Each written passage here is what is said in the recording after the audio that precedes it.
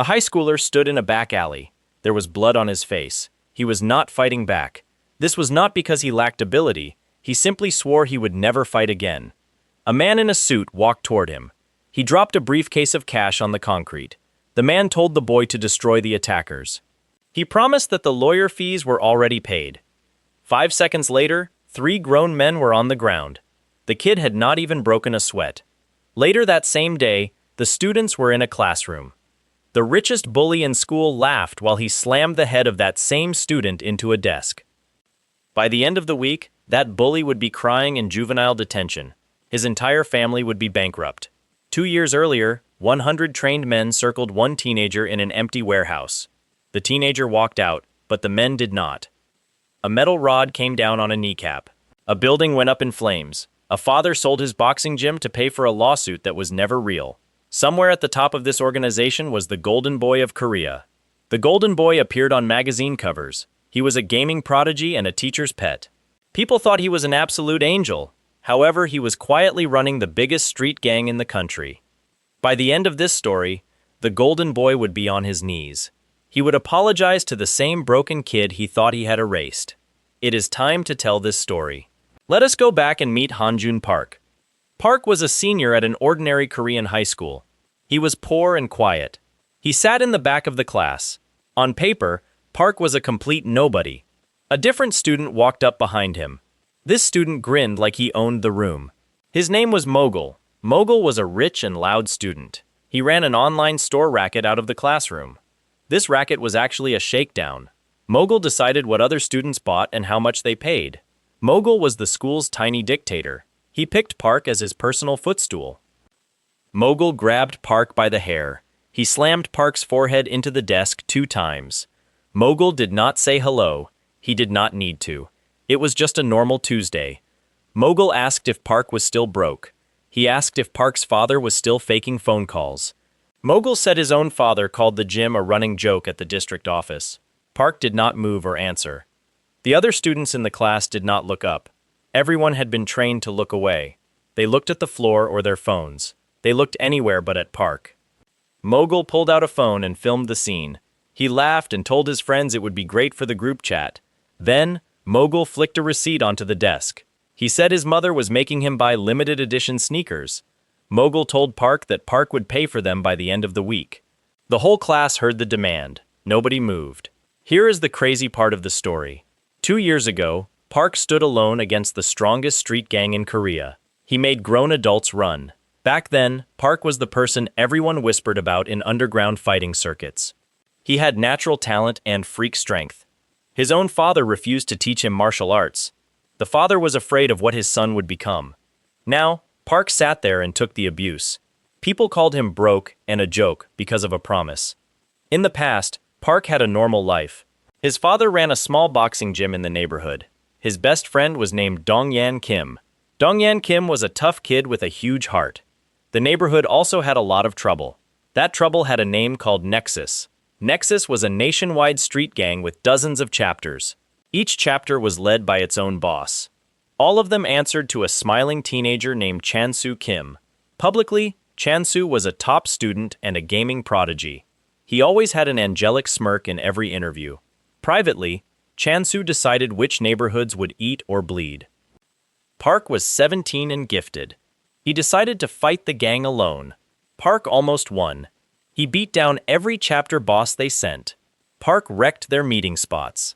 Chansu realized that fists would not win this conflict. Therefore, he stopped using fists.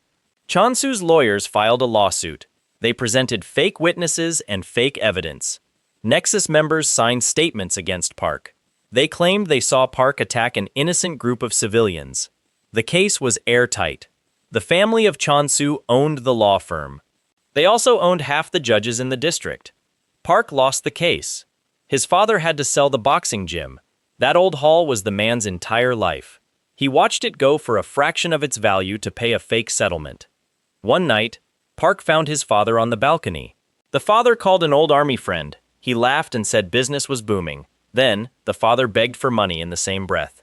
This broke something in Park that a punch never could. Then, Chansu showed up in person. He dragged Park into an empty lot. Chansu made Park kneel. He made Park swear on camera that he would never fight again. He made Park promise to stay away from Nexus. To ensure the oath stayed, Chansu's men beat Park for 20 minutes. Park did not move or fight back. He kept the promise starting the second he made it.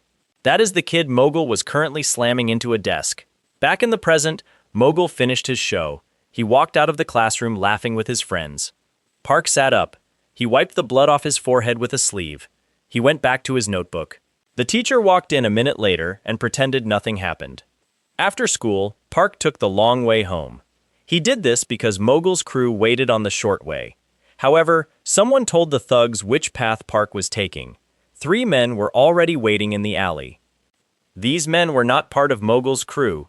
They were older and rougher adults with knuckle scars. They were freelance thugs paid to send a message. The men cornered him in the alley. One of them kicked Park in the stomach. Park folded but did not punch back. He did not even raise a hand. A second man joined the attack. He delivered a fist to the ribs and a knee to the jaw. Park hit the concrete. He did not fight or run. He just breathed slowly and steadily. The third man got impatient. He grabbed the collar of Park and dragged him upright. The man screamed in Park's face. He asked if Park was going to beg or cry. Park looked up at the man. He did not say a word. He did not move his hands. Whatever the thug saw in that stare terrified him. It was the stare of the kid who dropped 100 adults in one night. The man's mouth went dry. He dropped Park and stepped back. The man actually shivers. But there were 3 of them and a job to finish. The beating continued. Park took every hit. He did not flinch or retaliate. Then, a 4th man showed up. He wore wingtip shoes and a tailored suit. He wore a watch that cost more than the entire alley. The man walked past the thugs and straight to Park. He crouched down like they were already old friends. The thugs stopped and stared. The man was very young. He was in his early 20s at the most. He was smiling like he was closing a business deal. He set a briefcase down and opened it. It was stuffed with bricks of cash. The money was neatly stacked and factory fresh. The man called Park by his full name. The man said he had been looking for Park. Park did not answer. He had blood on his lip and dirt on his shirt. 3 angry adults still stood over him. The suit continued chatting casually. The man gestured at the thugs like they were props. He offered to cover all the lawyer fees. He would handle property damage and medical costs. He called it a free trial. Park asked the man who he was. The man smiled wider. His name was Junu Oh. He was the youngest self-made tycoon in the country. Junu said he was a fan of Park's work. Junu said he was there to help Park break a promise. Park did not respond. Junu stayed crouched and patient. The cash in the briefcase caught the streetlight. The lead thug told the suit to walk away. Junu did not even glance at the man.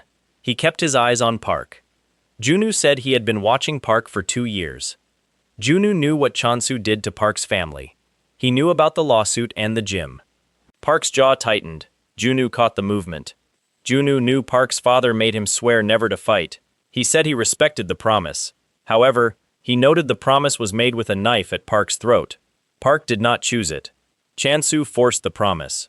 Every day Park kept it. Chansu won a little more. Junu told Park he did not have to answer yet. He offered the thugs as a preview of their partnership. Junu promised that nothing would come back on Park's family. He said his lawyer was parked around the corner and was very bored. The thugs laughed at the man's words. The tall thug grabbed Park by the collar again. He pulled Park up and prepared a fist. Suddenly, Park moved. His movement was not a typical punch. It was a full body shift of his feet and shoulders. The strike landed under the man's chin. It was so fast the man's head snapped up. His feet left the ground. He hit the alley wall 6 feet back and slid down. The other 2 thugs froze. Park was already turning toward them. The second thug tried to swing. Park caught the arm mid-motion and pulled. The man's shoulder popped out of its socket. The third man tried to run. Park was on him in 2 steps. He delivered a knee to the back and an elbow to the skull. The man went down immediately. The total elapsed time was only 4 seconds. Park stood over the 3 unconscious bodies on the concrete. He was barely breathing hard. Not one hit from the thugs had landed on him. Junu Oh was still crouched by his briefcase. He was still smiling. He said that was exactly what he thought would happen. Junu stood up and closed the briefcase. He held out a hand to Park. Junoo suggested that they ruin the life of Chan-soo Kim. Park did not shake the hand. He did not walk away either. He looked at Junoo for a long time. It seemed as though he was performing internal calculations. Park stood up and brushed concrete off his uniform. He asked why Junoo chose him. Junoo smiled softly. He looked less like a salesman and more like a human being. Junoo explained that Park was the only person in the country who scared Chan-soo Kim without realizing it. He also mentioned having personal reasons for wanting to destroy Chan-soo. They would discuss those reasons later. Park nodded once. There was no handshake and no speech. He walked off into the night with blood drying on his lip. Quiet plans began to form in his head. Junoo watched him leave. He pulled out a phone and called someone. Junoo ordered a lawyer to enter. He requested a cleanup detail for 3 people. Finally, he told the person to start the paperwork on the school. The next morning arrived at the school gate.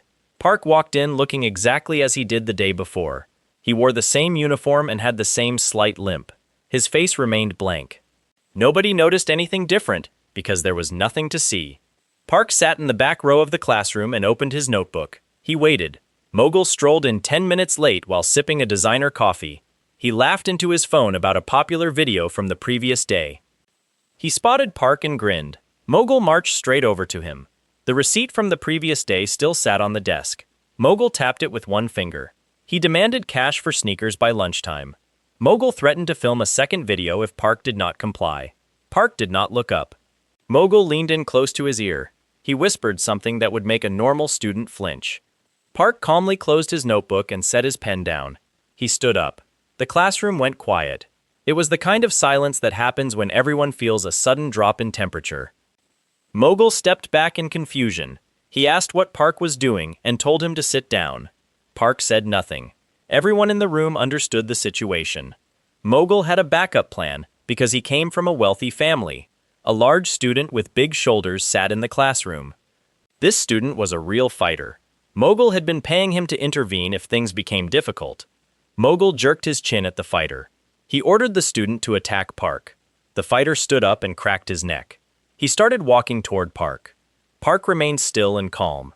He reached into his bag and pulled out an envelope. Park tossed the envelope onto the fighter's desk as the student passed by. The student paused and opened the envelope. Inside was roughly triple the amount Mogul usually paid him. The fighter looked at the envelope and then at Mogul. He looked at Park and then sat back down. Finally, he put his headphones on. Mogul's face displayed many conflicting expressions at once. Then Park picked him up. Park placed one hand on the collar and one on the belt. He hoisted the full-grown teenager off the floor like a laundry basket. Mogul kicked and screamed while grabbing at a desk. It did not matter. Park walked him across the room toward the window. Someone whispered in shock. Park kicked the window open with the side of his foot. They were on the 2nd floor. A landscaped bush grew below the window. The school had planted it the previous year for promotional photos. Mogul went out the window. Park did not throw him but rather placed him. He dropped Mogul onto the shrubbery like a bag of garbage. Mogul landed screaming. The bush barely broke his fall, but he survived. The classroom became dead silent. Park closed the window and walked back to his desk. He sat down and opened his notebook. The class resumed. 15 minutes later, an expensive-looking man in a designer suit entered the office. He did not knock before walking in. The principal was already sweating. He had been listening to Mogul's father scream for 10 minutes. The businessman complained about lawsuits and insurance. He demanded the expulsion of the boy who touched his son. The lawyer set a folder on the desk. He did not sit or smile. Pleasantly, he stated his client wanted to discuss the disciplinary history of Mogul. The principal started to protest. The lawyer opened the folder. It contained an organized breakdown of every extortion and humiliation Mogul committed. The file included names, dates, and bank transfer records. Someone had spent significant time and money compiling this information. Some records went back 3 years. The principal read 2 pages and turned very pale. The lawyer flipped to the last section. It contained information about the personal bank accounts of the principal. There were records of improper deposits from certain families. This evidence was enough to end his career. The lawyer tapped the page. He noted that the board would find the information deeply concerning. There was silence in the room. The lawyer explained his client's reasonable proposal. Mogul would be expelled effectively immediately. His father would drop all lawsuits and complaints. In exchange, the information would never leave the office. Everyone would keep their jobs and reputations. The principal signed the expulsion paper immediately. Mogul's father saw a small part of the folder. He agreed to everything within 6 minutes. Mogul was out of the school by lunchtime. 2 weeks later, Mogul tried to start another racket in a different district. Police caught him with photos of stolen goods on his phone. Mogul did not put those photos there himself. He was sent to juvenile detention. 3 parallel civil suits destroyed his family finances. Everyone he bullied received an anonymous payment. Junwoo sat in a penthouse across town and closed his laptop. He marked the task as completed. Removing a bully like Mogul created a new problem. Such bullies often know meaner people who can help them. Mogul made one last phone call before leaving. Jin Song Hwang entered the story. He was the son of a shipping chairman named Haryong. Haryong ran a company called PJ Shipping. Jin Song believed that consequences only applied to other people. He ran a small pack of freelance thugs for fun and cash. His hobbies included violence and intimidation. Mogul offered Jin Song money to make Park disappear. He wanted Jin Song to teach Park a lesson. Jin Song took the job in about 3 seconds. He wanted the cash and enjoyed hurting people. Park sounded like a fun target for him. 3 days later, Park walked home along a quiet road. A van pulled up next to him. The side door slid open and 6 men piled out. Jin Song stepped out last while grinning. He held a baseball bat like a fashion accessory. Jin Song called out to Hanjun Park. He claimed that Park had been disrespectful to the wrong person. Park set his school bag neatly on the sidewalk. He said nothing. The 6 men spread out around him. They carried bats, chains, and brass knuckles. Jin Song swung first with a big overhead shot. That kind of hit could end a fight in one move. Park slipped the attack. He leaned his head 1 inch to the side. The bat whistled past him. Park grabbed the wrist of Jin Song and twisted it. The bat went flying and Jin Song yelped. Park drove a knee into his gut. Jin Song folded double and vomited on his shoes. The other 5 men attacked at once. It did not matter. Park used the skills his father feared. He read his opponents through physical contact. One man grabbed him, which told Park how the next man would swing. Park turned and the first man was hit by his friend's chain. 2 men were now down. A 3rd man attacked with a knife. Park sidestepped and caught the man's wrist. He squeezed until bones began to grind. The knife dropped and the man screamed. Park struck his jaw with an elbow. The 4th and 5th men tried to jump him from behind. Park dropped flat to the ground. The men collided with each other over him. Park rose through the middle and delivered 2 clean shots. He hit one in the temple and the other in the nose. Both were knocked out cold.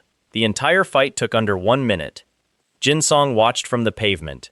He realized Mogul had left out important details. Jin Song scrambled up and ran for the van. Park was already chasing him. Jin Song was not like Mogul. He had been in real fights before. Jin Song pulled out a knife and slashed wildly. He managed to open a shallow cut on the forearm of Park. Park paused for half a second out of surprise. Jin Song used that moment to leap into the van. He floored the accelerator and the tires screeched. Jin Song was gone. Park stood in the street and bled lightly. 6 unconscious men lay around him. He picked up his school bag. Park wiped the blood off his arm with a tissue. He then walked home. Jin Song ran straight to his father. Chairman Haryong of PJ Shipping usually solved problems with lawyers. His son arrived bleeding and terrified. Jin Song screamed about a kid who defeated 6 adults. Haryong called in professional muscle. He hired ex-military men and put a bounty on Park. Haryong did not get to make a second call. Junwoo had been watching the panic in real time. He knew exactly what calls were made. Junwoo knew what favors were asked and how much money was offered. The next morning, Haryong was at a construction site. A black car pulled up while he inspected a project. Junwoo stepped out alone. He wore a very sharp suit. Haryong did not recognize him at first. Junwoo did not bother introducing himself. He walked up and handed the chairman a phone. Junwoo said that OJ Group was on the line. OJ Group provided 60% of the annual revenue for Haryong. Haryong took the phone while feeling numb. A polite voice informed him that OJ Group was ending the partnership.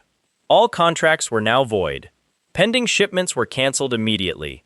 Future business would move to a competitor. Haryong stammered and asked why this was happening. The voice explained they had spoken with a persuasive investor that morning. Then the line clicked off. Haryong looked at Junu. Junu smiled and offered to return the deal. He claimed to own 20% of OJ Group through a hidden company. One call could reverse everything. Junu held up a finger and mentioned the son of Haryong. Haryong struggled to speak. Junu said the son tried to have a student killed. This student was an associate of Junu. He had witnesses and hospital records for the men. Junu also had footage of Jinsong fleeing with a bloody knife. This evidence was enough to destroy them both. Haryong dropped to his knees on the gravel. The 50-year-old chairman was on his knees in the dirt. He begged a young man who was barely out of his teens. Junu let him beg for exactly 10 seconds. Then he delivered the deal. Jinsong would not go to prison or a hospital. Instead, Jinsong would go to work. Jinsong would spend several years performing manual labor. He would work on the sea-farming boats of his father. Jinsong would haul nets and gut fish. He would sleep in a bunk with the crew. He would have no allowance, no car, and no phone. Haryong would supervise him and punish him for slacking off. Jinsong had to pay 50 million won in damages. He would earn it one gutted fish at a time. Haryong signed the documents.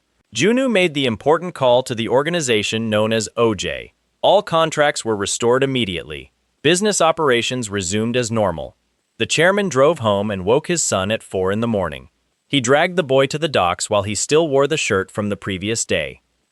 By sundown, Jinsong Huang was vomiting over the side of a fishing boat in the middle of the sea.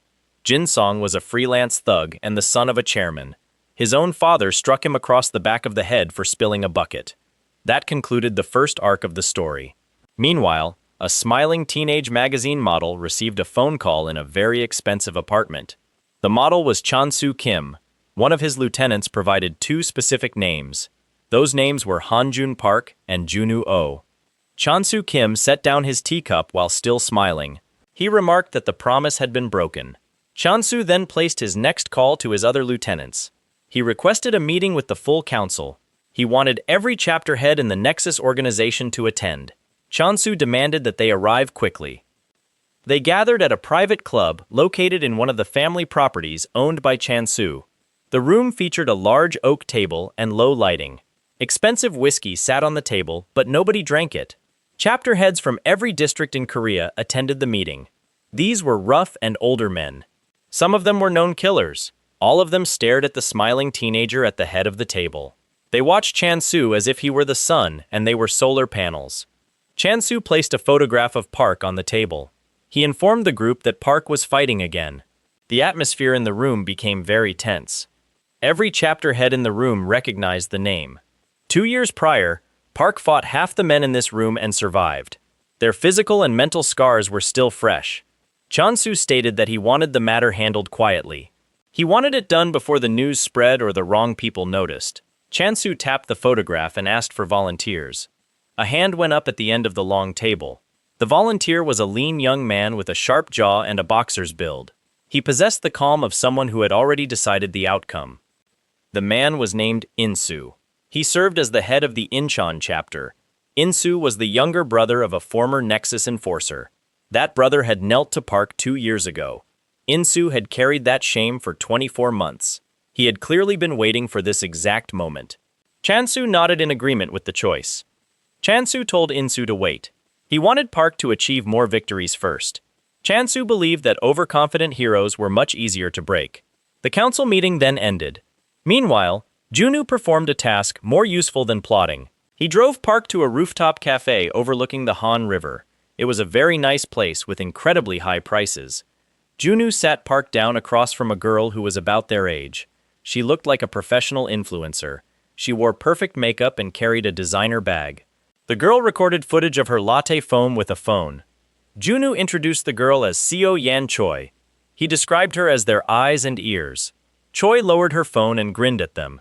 Choi remarked that Park was smaller than she had imagined. Park stared at her but said nothing at all.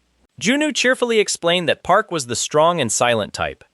Choi was a celebrity influencer with 3 million followers. More importantly, she was a former member of the Nexus organization. She did not fight but worked as an information broker instead. Choi used to date a chapter boss 2 years ago. She still maintained contacts across every district. She despised Chansu enough to work for the person trying to destroy him. Junu did not explain the reason for her hatred yet. That story would be told at a later time. For now, Choi had a specific job to do. She slid a folder across the table. Inside the folder was a single photograph. It showed a teenage boy in a school hallway. He was hunched over and held a bag of chips. Someone had clearly told him to fetch the snacks. The boy wore a worn uniform. He limped heavily on his right leg. The knee was visibly crooked. The entire expression on the face of Park changed instantly. Park spoke the name Dongyan. Choi nodded and spoke in a softer voice. She confirmed that Dongyan was alive but barely surviving. He attended Dongyan High School. The students at the school used Dongyan as an errand runner. They sent him to convenience stores for cigarettes and snacks.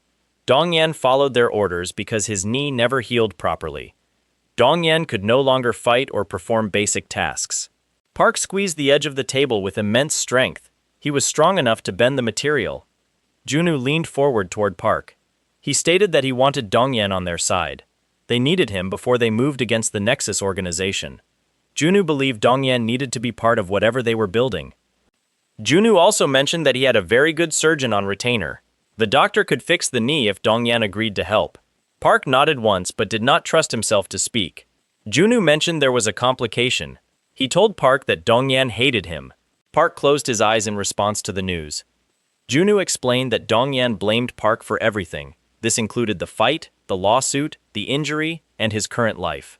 Dongyan had not answered a text from Park in 2 years. Park did not offer an answer. His silence confirmed the situation. Junu then slid another folder across the table. It contained transfer paperwork for Donggan High School. The transfer would be effective the following day. Junu told Park to go and get his friend back. The next day, Park arrived at Donggan High School. He walked through the front gate in a fresh uniform. There was no fanfare or announcement. The transfer was processed overnight because expensive things often move quickly. Park arrived in his new classroom. The teacher pointed him to an empty seat in the 3rd row.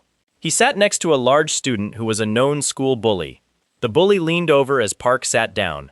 He welcomed Park to the school and mentioned a tax on new transfers. He demanded cash from Park immediately. Park set his bag on the desk. He looked at the student but said nothing. The bully grinned and grabbed the collar of Park. He prepared to strike with his fist. The entire encounter took less than 1 second. Park moved his hand up and caught the incoming fist in midair. He squeezed the hand of the bully until the knuckles made a sound. The eyes of the bully grew wide with shock. Before the student could scream, Park drove his palm into the chest of the boy. There was no preparation or unnecessary motion. The flat push lifted the bully out of his seat. He slammed into the row of desks behind him. The impact was hard enough to knock over 2 desks. The bully hit the floor and began wheezing while curled in a ball. He was not going to get up soon. The rest of the class became very quiet. Park sat back down and opened his notebook. The teacher witnessed the entire event. He coughed once and continued with the lesson. By lunch, the entire school knew about the new transfer student. They heard he defeated the number 2 fighter in under 3 seconds. Park did not stay around the classroom after that. He walked through the halls and scanned every face. He looked at every uniform and every student with a limp. Eventually, he found his target in a stairwell. Dongyan Kim was slumped on the stairs. He held a plastic bag full of energy drinks for a senior student. His right leg was extended awkwardly to keep weight off the injury. His cheeks were hollow and his eyes looked empty. Park stopped at the bottom of the stairs. For a long moment, neither of the boys moved. Then, Dongyan looked up and saw Park. The expression on his face changed to something like nausea. Dongyan quietly told Park to leave. Park took 1 step up the stairs. Dongyan repeated his demand for Park to get out. Park kept climbing and sat down next to him on the step. Park did not try to touch or speak to him. He simply sat there in silence. The hands of Dongyan trembled around the plastic bag. Dongyan noted that Park had disappeared for 2 years. Now Park had arrived in a fresh uniform and sat there like nothing happened. Park offered a sincere apology. Dongyan replied that an apology could not fix a damaged knee. A long silence followed. Park quietly mentioned that he knew someone who could fix the injury. Dongyan laughed, but it was a wet and ugly sound. He asked if a rich uncle had finally appeared. Park replied that it was something like that. Dongyan looked closely at his former friend. He saw the new calm in the face of Park. For a brief second, hope appeared in his expression. Then Dongyan pushed the hope away. He stated that he did not want money or rich friends. He did not want to fight anymore. Dongyan reminded Park that they had their chance and lost. He had paid the price for that failure. He asked Park to leave him alone. Dongyan grabbed his cane and hauled himself up. He limped down the stairs past Park without looking back. Park sat on the step for a long time. Word traveled fast in the small high school. By the end of the day, every student knew two things. First, the new kid defeated the number 2 fighter. Second, the number 1 fighter wanted a conversation about it. The top fighter was a senior named Gang Chul. He was a large and unpleasant person who controlled the school. Gang Chul used a network of thugs to make students like Dongyan do grunt work. He did not appreciate a transfer student changing the hierarchy. Gang Chul did not approach Park alone. The next morning, Park walked into the school courtyard. He faced approximately 150 students. Most of them were not fighters. They were just scared children whom Gang Chul had threatened. They held bats, pipes, and wooden chair legs. The crowd fanned out in a circle across the courtyard. Gang Chul lounged on the school steps and chewed gum. He watched as the show began. Park set his bag down and rolled his shoulders. He let out one long breath and went to work. What followed was not a typical fight. It was more like a natural disaster. The first wave of students rushed him with pipes. Park slid under the first swing and dropped the attacker with an elbow to the jaw. A second person attacked from the left. Park caught the wrist of the attacker and threw him into a third person. Both hit the pavement hard. More students attacked with bats and brass knuckles. Park moved through the crowd as if the attackers were standing still. He did not use maximum force. He was being surgical with his movements. He used exactly enough force to end the fight for each person. He remembered that most of them were just scared children. However, he was less merciful to the real thugs. Park broke fingers and dislocated shoulders. He sent one attacker face first into a bicycle rack. 15 minutes later, the courtyard was filled with moaning students. Those who were not injured had dropped their weapons and fled. Park stood in the middle of the area and breathed steadily. He had one small cut on his cheek. Gang Chul was no longer lounging on the steps. He had retreated inside the school building. Park walked toward the entrance to find the person responsible. Park wanted this conflict to end today. At that moment, the door opened and Choi walked out. She had been sitting in the office for 30 minutes. She had been watching but did not stream the event. Junwoo had made her promise not to record it. Choi had one final job to perform. The task was not for Park. It was for Dongyan. Choi walked past Park and headed for the west wing of the school. She found Dongyan hiding in a supply closet. He still held the bag of energy drinks. He had seen the fight from a window and could not move his legs. Choi sat down next to him on the floor. She told him that his friend was defeating many students with his bare hands. She explained that Park came there for Dongyan. Dongyan looked at his hands and spoke in a small voice. He reminded her that Park did not want him near a fight. He gestured to his leg and his cane.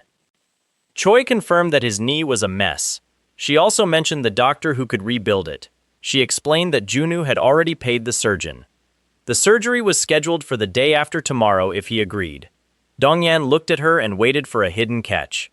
Choi explained her real reason for being there. She noted that Gang Chul had treated Dongyan like a dog for a year.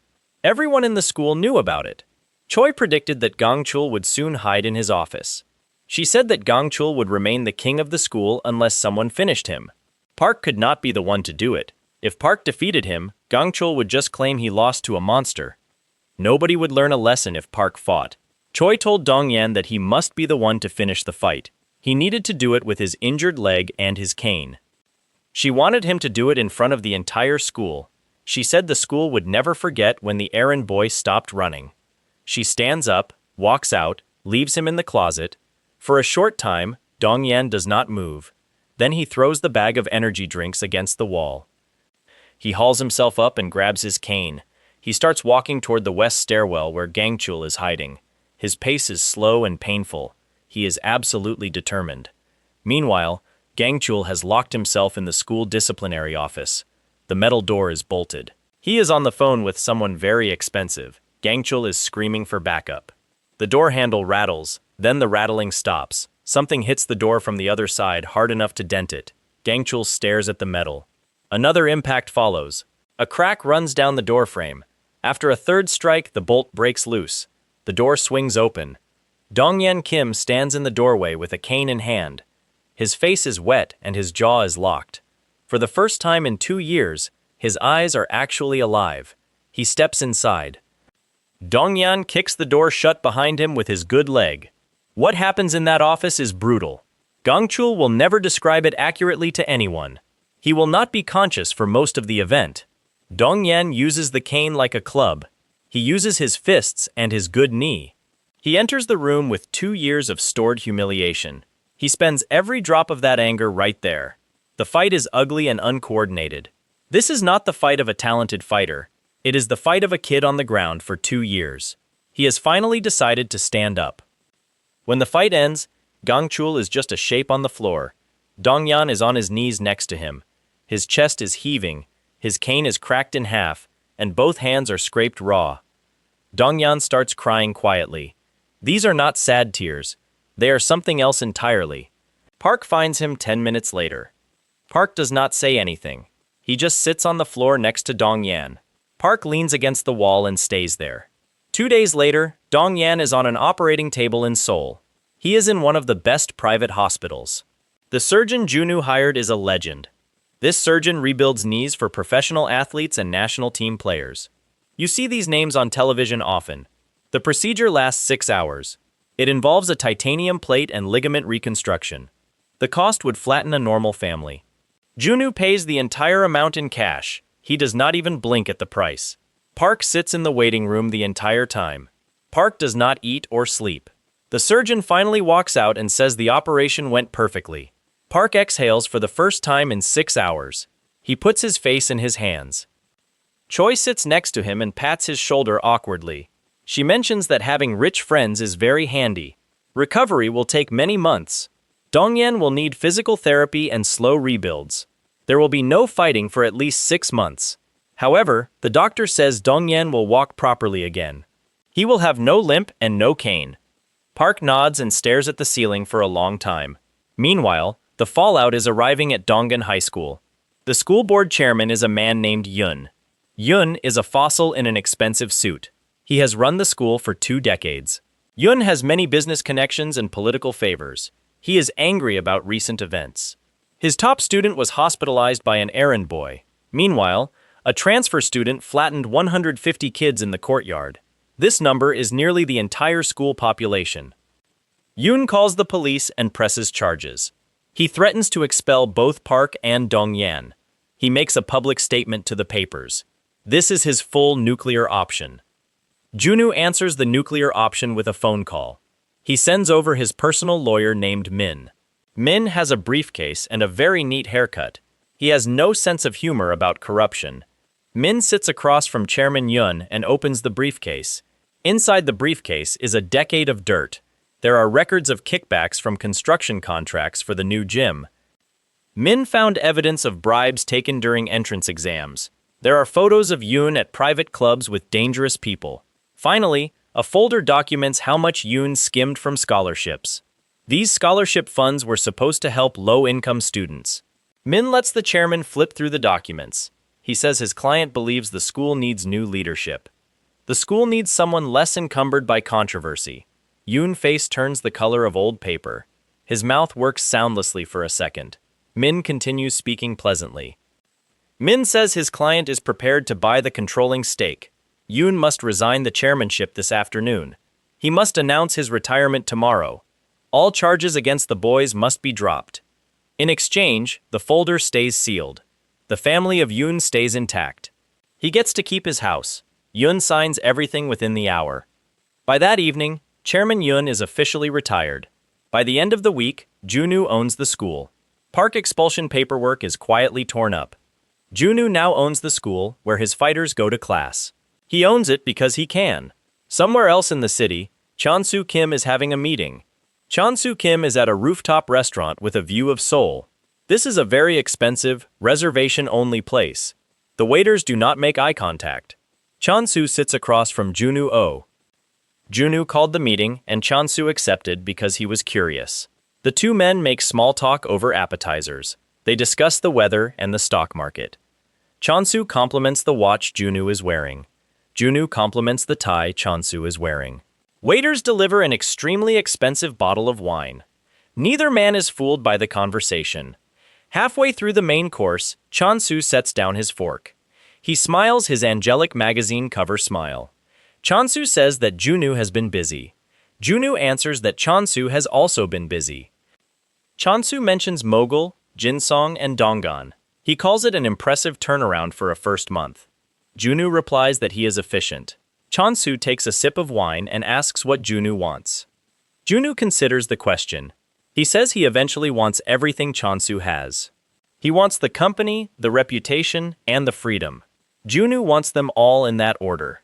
Chonsu laughs genuinely. He sounds like a boy laughing at a joke. Chonsu says he appreciates the honesty. He notes that most people negotiate. Junwoo replies that he is not most people. Chonsu studies him closely. A colder expression appears briefly under the smile. Chonsu agrees that Junwoo is not most people. They finish dinner and shake hands at the elevator. Both men smile for the security cameras. Chonsu goes home and makes a phone call. Chonsu unleashes a man named Insu. Insu does not do gang theatrics or warnings. Insu focuses on boxing. His Incheon chapter has an old warehouse near the port. There are no cameras or witnesses at this location. 2 nights after the dinner, Insu men grab Junwoo. They use a van, a hood, and zip ties. No violence is used yet. This is part of the plan. They want Park to come get his friend. Choi finds out about the kidnapping within 10 minutes. Choi has ears in every gang in the city. She calls Park. Park is already running. He grabs a taxi and then a motorcycle. Eventually, Park runs on foot for the last kilometer. This distance is about 10 city blocks. Traffic is a mess and time is limited. He arrives at the warehouse gates by midnight. 40 Incheon foot soldiers stand between him and the door. A massive man in a leather jacket is there too. This is Bon Jung, the second in command. Bon Jung is over 6 feet tall. Bon Jung is very muscular with a shaved head. He has arms like fire hydrants. His face shows the signs of many fistfights. He looks like a silverback gorilla in a poorly buttoned shirt. Bon Jung grins at Park and cracks his neck. He rolls his shoulders and walks forward slowly. His men clear a path for him. Park does not slow down. Park walks straight at Bon Jung. His fists are not up. Park does not take a combat stance. He just keeps walking. Bon Jung throws a massive punch at Park's head. Park ducks under the punch and pivots. He delivers a clean, rising side kick to Bon Jung's chin. Bon Jung's feet leave the ground. The massive man does a graceful backflip through the air. He lands flat on his back with a heavy sound. Bon Jung does not get up. The 40-foot soldiers stare in silence. Park keeps walking straight past them. He enters the warehouse door into the dark. Nobody follows him because nobody wants to. Inside the warehouse is a wide concrete floor. One bare bulb hangs from a chain. Junwoo is tied to a chair in the center. He has a bruise on his cheekbone but looks unbothered. Junwoo has dealt with worse situations before. Insu leans against a support beam. Insu is not what Park expected. He is lean and wiry. Insu wears professional hand wraps that are chalked and worn. His footwork shows that he is highly trained. He has spent significant time in a real gym. Insu walks to the center of the floor. He nods at Park and says he arrived quickly. Park states that Insu has his friend. Insu notes that Junwoo has not screamed once. Junwoo replies that he does not scream, he only invoices. Insu almost smiles at the comment. He turns back to Park and rolls his shoulders. Insu slips into a smooth boxing stance. Insu says Park beat his brother, Monsu, 2 years ago. Monsu was the head of the chapter then. Park broke his jaw and made him kneel. Insu explains that Monsu has not been the same. Insu's guard is up and his chin is tucked. Insu says he does not hate Park for winning. It was a fair fight. He hates that his brother lost his confidence. Monsu cannot look people in the eye anymore. Insu hates that change more than anything. Park quietly says he is sorry. Insu tells him not to be. He has waited 2 years to do this himself. Insu steps in for the fight. This is the fastest fight Park has ever experienced. Insu is not a typical thug with a pipe. He is a very talented boxer. His jab is fast and tight like a rifle shot. He uses the jab to measure the distance to Park. Insu sets up a powerful cross punch. Park slips the first 2 jabs. He takes the third hit across the cheekbone and staggers.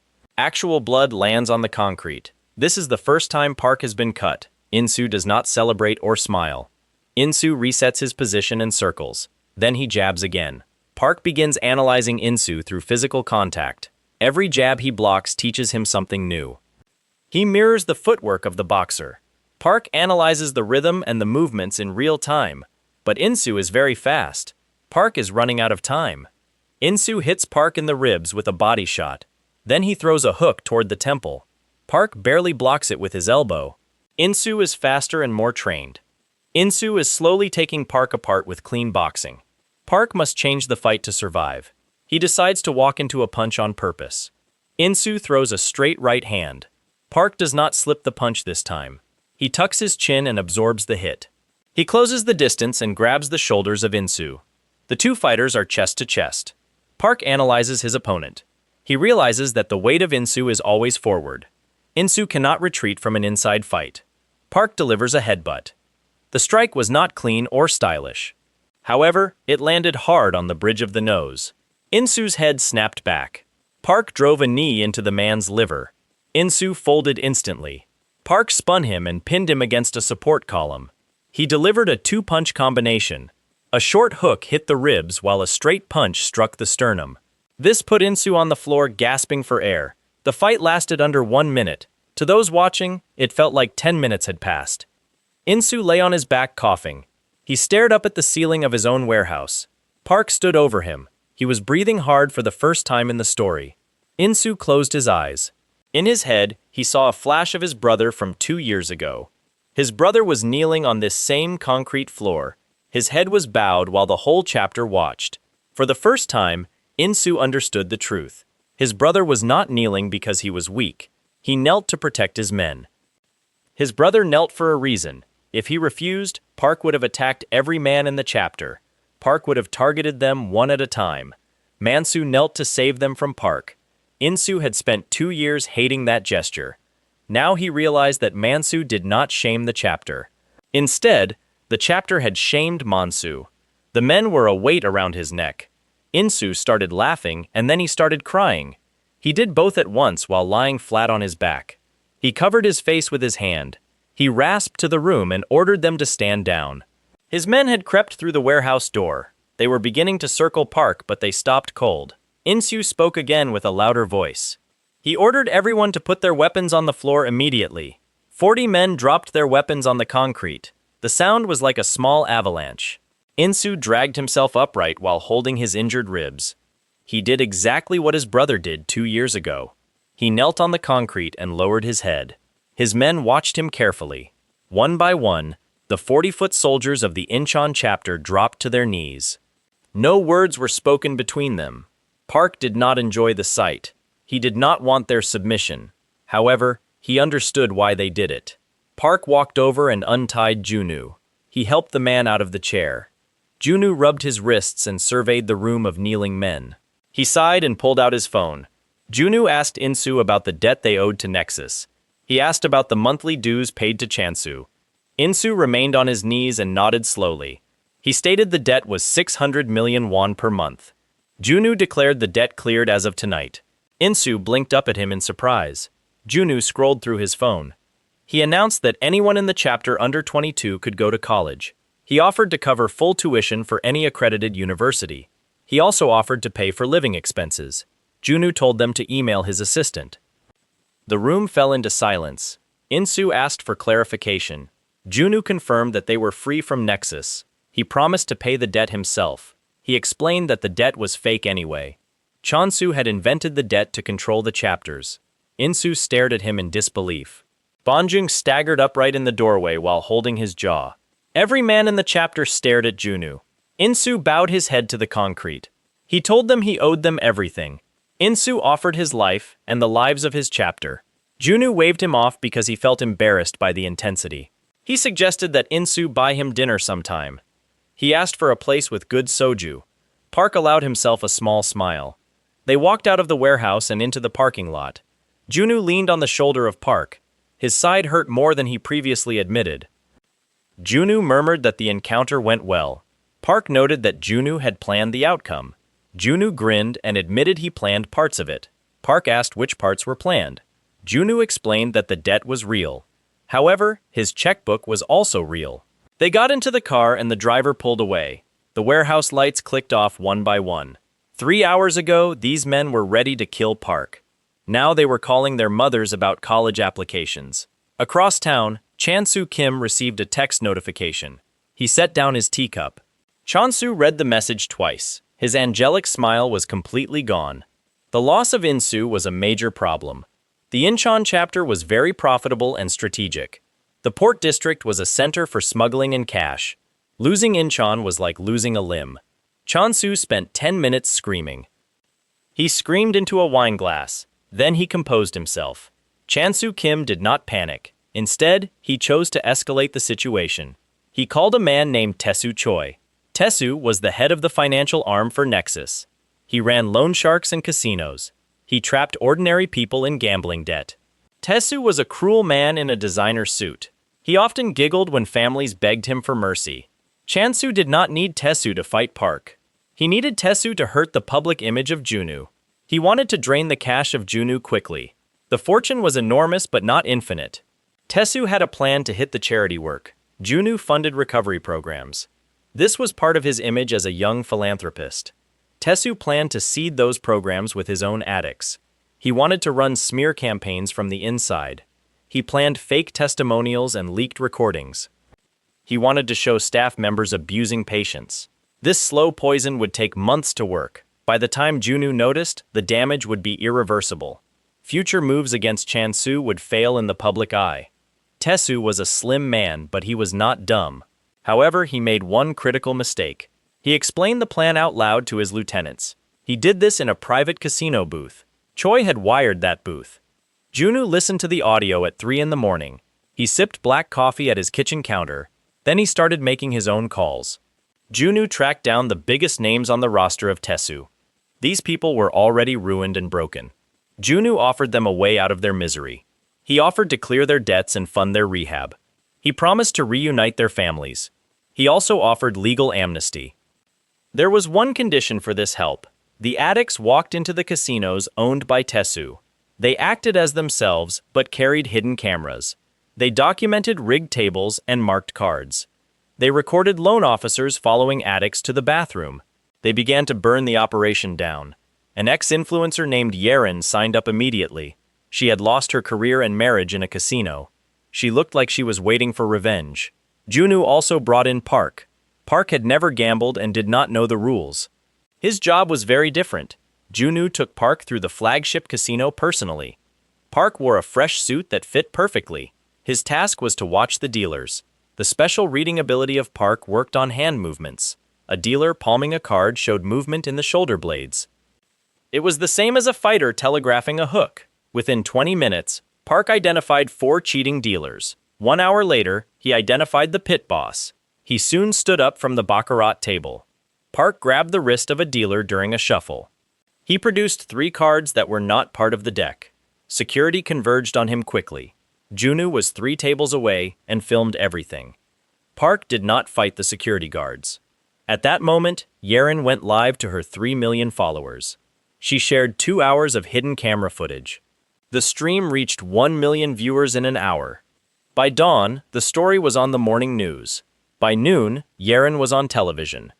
The Financial Services Commission arrived at the door of Tae-soo. He was now publicly radioactive. However, the final blow came from Choi. She called Tae-soo 2 days later. She claimed that Junwoo was a sinking ship. Choi offered to hand over the schedule and safe house of Junwoo. She wanted a seat at the table for the counterattack. It was a very convincing performance. Tae-soo was wounded and desperate, so he took the bait. He arranged a meeting at his rooftop office. Tae-soo brought 20 of his best men. He wanted to lure Park into a trap. He wanted Park dead on the carpet. Choi was used as the bait. Park walked into the lobby alone. The next 15 minutes were like a workout for him. He faced 20 men with blades and chains. There were 2 guns involved. Park closed the distance fast so they could not aim. He threw one gunman through a coffee table. He threw the other through a window into a fish tank. The fish survived the impact. After 15 minutes, 20 bodies lay on the floor. Park had 3 tears in his shirt. There was a splash of blood on his sleeve. Tesu bolted down a fire escape to escape. Park let him go. This was because Junu had set up the finish. Tesu discovered something horrible in the alleys. Every addict had been notified by text message. They were told the man responsible was nearby. The text included a live global positioning system ping. There was a 500 million won bounty on his head. Junu weaponized the bounty structure Tesu had invented. Tesu only made it 3 blocks. The mob that caught him was a reckoning. Broken men and ruined mothers came out of the shadows. They brought kitchen knives and baseball bats. Park watched from a rooftop with his arms folded. He decided he did not need to participate in this. Tesu ended up in a hospital on a ventilator. He had a fractured skull and 3 broken ribs. He received a permanent injunction against running casinos. Chansu visited him in the hospital. The room was empty except for the 2 men. Chansu sat by the bed and adjusted the blanket. He spoke very softly to Tesu. He noted that Tesu had made a mess. He had brought regulators to the door. Chansu noted that Nexus was on the news twice. The monitor for Tesu beeped because he could not speak. His jaw was wired shut. Chansu told him to rest. He promised to fix the mistake. He patted the hand of Tesu and walked out. 2 days later, the monitor flatlined during the night shift. The autopsy was inconclusive. The name of Chansu appeared nowhere. A nurse received a quiet bank transfer and stayed silent. Chansu Kim had cleaned up his own chapter head. Meanwhile, Dongyan was discharged from the hospital. He had completed 6 weeks of recovery. He had a new knee and a real walk. He stepped out of the lobby without a cane or a limp.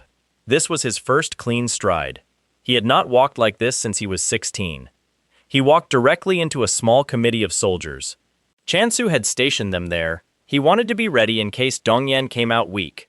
He prepared for the next phase of the conflict. They saw one kid walking on his own 2 legs. They rushed him. Dongyan did not have Park's monster genes. Dongyan did not have Insu's boxing pedigree. For 2 years, Dongyan did nothing but drill fundamentals in a physical therapy room. He worked, rebuilt, and hated.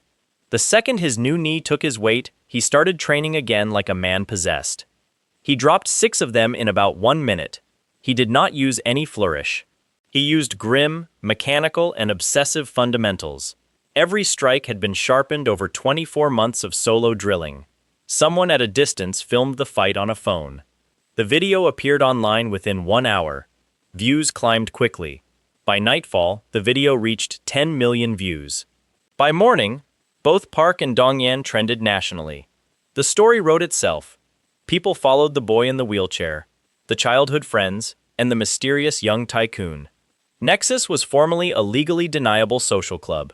Now, the organization became the topic of every dinner table in Korea. Chansu watched his empire become a public spectacle. He did the one thing he swore he would never do. Chansu called in Munong. Munong was the most dangerous enforcer for Nexus. He was not a chapter head.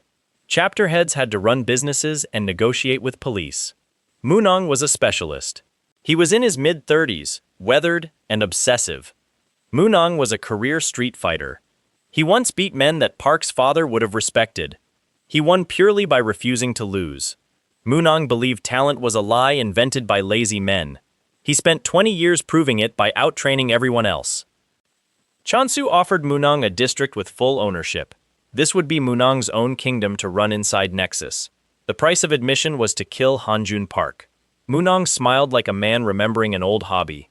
A 2-year rewind is necessary here. Munong was not new to this story. In fact, Munong was the reason this story existed. When Park first went to war with Nexus, Munong gathered the response. He personally recruited 100 fighters from every corner of the network. These included professionals, street veterans, and retired champions. Munong packed them into an abandoned warehouse. He told Park to meet him there for a truce discussion. Park went alone. People in the fighting circuits still whisper about what happened inside that warehouse. One 17-year-old faced 100 trained men. The fight lasted 40 minutes. Park walked out on his own 2 feet, but nobody else did. Munong was not in the warehouse. He was on a rooftop across the street with binoculars. Munong watched and took notes. He was not there to fight Park. Instead, He was there to study Park. After Park exhausted himself in the warehouse, Moonong moved to his second plan.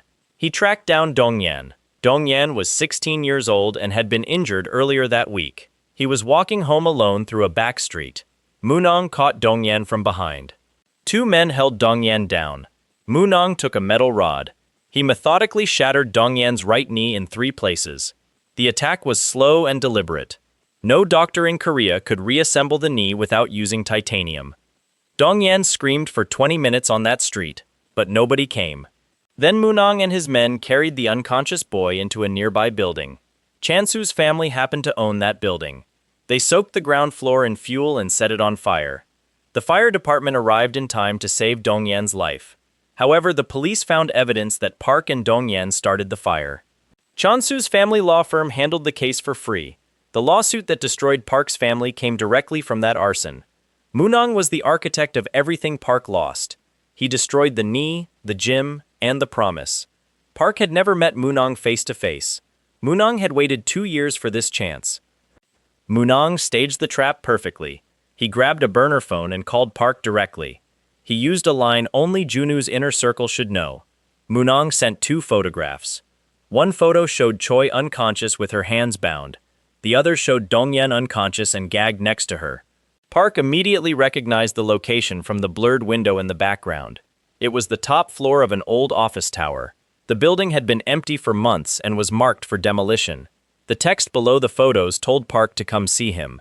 Park was already out the door. He did not call Junu or Insu. Park did not waste any time on a plan. He grabbed a jacket and hit the street. Within 4 minutes of seeing the photos, Park was in a taxi. Moonong counted on Park doing exactly that. However, Junu had been tracking Park's phone since the first day. By the time the taxi was halfway across the city, Insu was notified. Insu's chapter was mobilized. Choi was not actually kidnapped. She was at a hair appointment with a dead phone. 3 separate people frantically tried to call her. Meanwhile, Dongyan woke up in a warehouse basement. He discovered he had been grabbed on his way home an hour ago. The photo of Choi was a fabrication, but the photo of Dongyan was real. Moonong planned the operation well. The old office tower was 22 stories tall. The top 4 floors were converted into a fighting gauntlet. This was the Nexus Elite Force. Moonong had been building this specialized unit for years. Each floor was guarded by 1 specialist. To reach Moonong, a fighter had to defeat everyone. Park kicked the ground floor door in at exactly midnight. The first 3 floors were filled with foot soldiers. They relied on volume rather than skill. Park moved through them like a snowplow through a snowdrift. He did not stop. His mind was on the boy tied up somewhere overhead. The first specialist was on floor 18. He was a big, bald, and barefoot man. The man had very long arms and thick hands. When Park stepped through the door, the specialist was already inside his guard. He did not punch, but he grabbed. He was a choke specialist with wrestling experience. The specialist gripped Park's collar before Park could breathe. Then he put Park in a rear-naked choke. Park's vision began to turn purple. The specialist truly had him. The forearm across Park's throat felt like a steel bar. A normal fighter would pass out in 11 seconds. Park did not have 11 seconds. He examined the opponent through physical contact. This hold assumed the victim would try to peel the arm off. Park did not try that. Instead, he dropped his weight and planted his heels. He drove the back of his skull into the specialist's nose twice. The grip loosened for 1 second. Park broke free and spun inside. He dropped the man with a powerful uppercut. The blow lifted the specialist 3 inches off the floor. The specialist collapsed and would not be participating in anything else that week. Floor 19 was even worse. A lean man with hand wraps and a stopwatch stood there. He was not a traditional boxer. This man was a 1-inch specialist. His style used punches that started within a very short distance. This style was fast and mostly extinct. The specialist had the fastest hands Park had ever seen. He threw a punch. Park barely moved his head, but the punch landed anyway. The hand covered 8 inches in the time a fly blinks. Park's cheek went numb and he staggered. The specialist threw a second punch with the same result. Now Park's ribs felt numb. If this continued for 10 seconds, Park would fall. He stopped trying to defend himself. Park stepped in close, chest to chest. He clamped his hands on the specialist's shoulders and held on. The specialist tried to strike, but his arms had no room. The close distance neutralized his entire fighting style. He tried to headbutt Park, but Park slipped. Then Park delivered a headbutt instead. The bone-on-bone impact echoed down the stairwell. The specialist dropped to the floor. Park kicked open the door to floor 20. He heard the unexpected sound of more fighting. Insu and the backup from Incheon had arrived. They were already coming up from below. Insu was on floor 20. He faced a man wearing traditional clothing with his hair tied back. This man was Munli. He was the heir to a corrupt martial arts family. Chansu had imported him for this specific work. Insu grinned through a bloody lip. He noted that he had examined reports about the martial arts heir. Munli did not answer. Instead, Munli moved to attack. That fight deserved its own video, which would come later. Right now, the story followed Park. Park had finally reached the roof. The roof was made of bare concrete with a helipad in the middle. A cold wind blew off the city. Dongyan was kneeling in the center of the helipad. His hands were tied behind his back and tape covered his mouth. Moonong stood behind Dongyan. He rested one hand on the boy's shoulder. Moonong looked exactly like his file photos. He had a weathered face and scarred hands. He held a metal rod deliberately so that Park could see it. It was the same kind of rod used 2 years ago. Moonong noted that Park had arrived. He said he had wondered if Park would make it. Park did not answer. Moonong wanted Park to know something. He patted Dongyan's shoulder, causing the boy to flinch. Moonong explained that shattering the knee 2 years ago was just work. Park was the problem, and Dongyan was simply leverage. Park took one step forward. Moonong lifted the rod. He rested it lightly across Dongyan's newly rebuilt right knee. Park stopped immediately. Moonong claimed that talent was a myth. He said Park and his father both believed in natural gifts. This belief had made his father afraid. Moonong noted that everyone in the story believed in talent except for him. Moonong tapped the rod on the knee. Dongyan grunted through the tape. Moonong said he would prove he could take everything from a natural genius. He planned to start by breaking the friend's knee again. Moonong raised the rod and Park moved. He was very fast and crossed the roof in a single breath. However, he was not fast enough. The rod came down. The rod did not land on Dongyan's knee. Dongyan had been silent and docile while kneeling. However, he had spent those 10 minutes working on his zip ties. 6 weeks of therapy and 2 years of hate helped him succeed. His hands came free.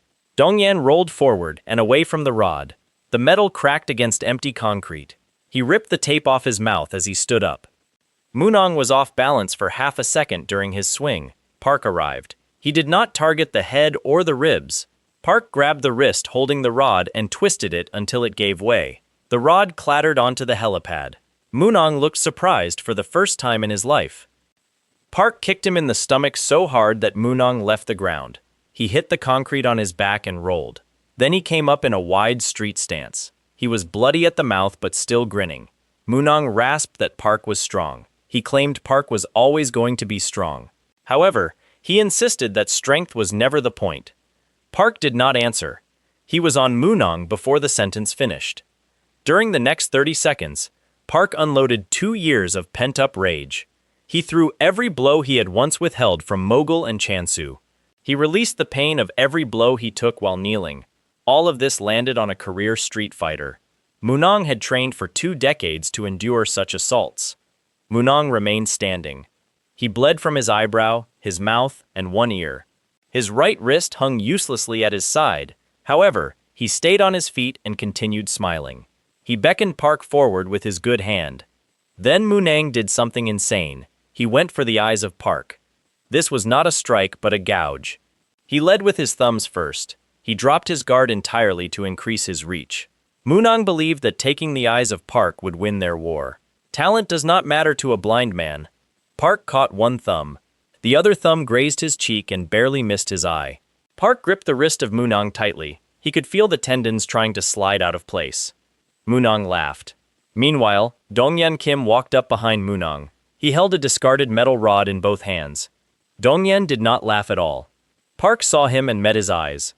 Then Park did something he had never done before. He stepped back.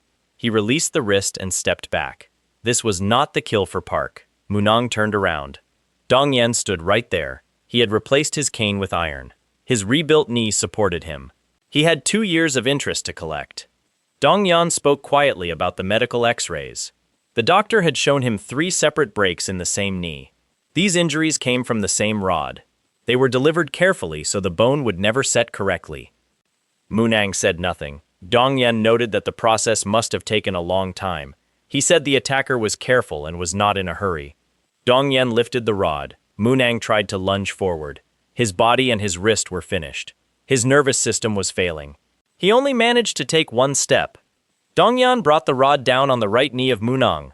He did not strike just once. He struck the exact number of times Munang had struck him. Dongyan knew the count well. He had counted it every night for 2 years. After Dongyan finished, Munang could never walk unaided again. His street fighting career ended. His elite force was over.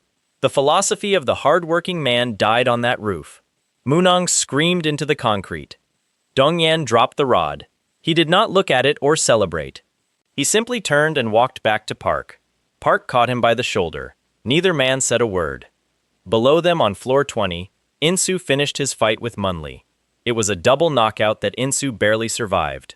On floor 19, Choi arrived in a taxi. She saw the state of the building and called Junu. Junu did not answer because he was in a helicopter. The Nexus organization had about 6 weeks left. Before that time arrived, Junu discovered the true plan of Chansu. Chansu was not just running a gang. He was running a stock scheme. Nexus was not about extortion or turf. The goal for the last year was public visibility. Chansu allowed his gang to trend in every news cycle. This inflated public awareness for a mobile game called Pascal. A company controlled by the family of Chansu developed Pascal. Chansu waited for the perfect moment to short sell the stock. He planned to crash the price with a manufactured scandal. Then he would buy the stock back at a low price. Junu saw the whole picture from the trading data. It was 3 in the morning. Then he called his broker. The stock did not crash. Instead, Junu counterpumped the price. He announced a partnership between the Junu Corporation and the parent company. This happened live on morning television. The stock price rocketed upward. The short positions of Chansu collapsed. His paper losses reached tens of billions of won. This happened inside a single trading day. Chansu watched the ticker in real time. He finally understood the identity of his opponent. He gathered his remaining chapter heads and elite force. He called in every favor. Chansu arranged a final assault. Fists and stocks and lawyers had all failed. He decided to end this the old way. Junu crashed the meeting by driving a car through the door. He drove a sport utility vehicle through the meeting room wall. He stepped out of the vehicle in a tailored coat. Then he proposed a duel. It would be a 3-on-3 fight. They would use only their fists. The loser would disband their organization forever. This would happen publicly in front of many cameras. Chansu watched his empire evaporate on television. He accepted the duel. The 3-on-3 fight was a major event. Insu fought Jiak, who was the fighting bull of Nexus. Insu was ruined during the first half of the fight. Then he entered an instinctive fighter trance. He returned with brutal elbow strikes. Jiak hit the concrete on the 3rd strike. Dongyan fought Munli. Munli was the Chinese martial arts heir seeking revenge. The fight was a war between talent and tenacity. It ended in a double knockout. Dongyan stood up first and won the count. Finally, Park fought Chansu. This was where the real weakness of Chansu appeared. Chansu was a gaming prodigy with a genuine gift. He read his opponents effortlessly. He predicted every punch before Park threw it. Park could not land a single shot. Chansu was dancing and winning. Then Park stopped thinking. The second rule of his father surfaced in his head. He remembered that martial arts is the accumulated wisdom of humanity. It is meant to be used logically. However, Park stopped being logical. He unhooked his mind entirely. He released the monster his father always feared. His movement became unreadable. It no longer came from a plan. It came from an animal instinct. The gift of Chansu broke. He could only read intent. Park no longer had any intent. During the next 30 seconds, Park destroyed him. He did it completely. The face of Chansu became raw. He went down but got back up. His pride was stronger than his ribs. Then he went down again. He was about to fall a 3rd time. Then a voice cut across the arena. The voice commanded them to stop. Everyone turned to look. A young man stood at the entrance. He was older than Chansu and wore a sharp suit. His eyes were cold. 4 bodyguards stood around him. They did not have the posture of normal guards. Chansu looked up from his knees. Blood ran into his eye. The expression on his face was worse than losing. He looked terrified. The young man walked inside. He did not hurry. He looked at Chansu with disappointment and boredom. He ordered Chansu to kneel. He told him to accept the loss publicly. He commanded him to disband the organization immediately. The mouth of Chansu opened and closed. Then Chansu Kim knelt in front of the cameras. He was the former prodigy who took the family of Park. He announced the dissolution of Nexus on live television. His voice shook. His face was broken. Junu watched from the ringside. He was not satisfied. He walked over and looked down at Chansu. Then he slapped him. It was not a punch. It was an open palm slap across the face. The sound was loud enough for every microphone to hear.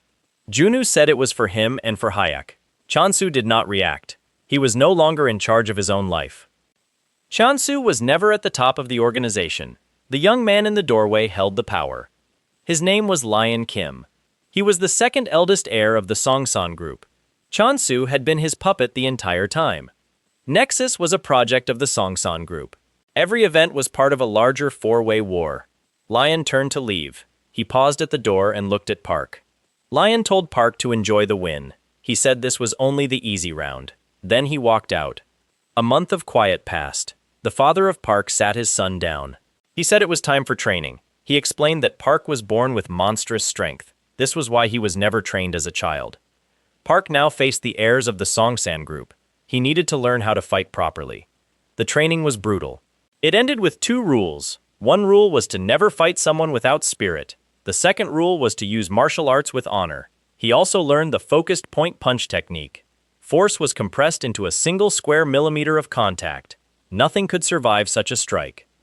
Meanwhile, Choi met Jung Yun Chan. He was a Muay Thai trainee. He developed an immediate crush on her. The team gained a new member. He was silly, but very fast. Gubin Yang was released from juvenile detention. He was bald and scarred. Song Alim hired him to finish Park. However, Gubin went after the chapter of Insu. He wanted to settle an old score. Insu and Gubin nearly killed each other on a cliff. Gubin dragged Insu into the water. Insu was drowning but chose to save Gubin.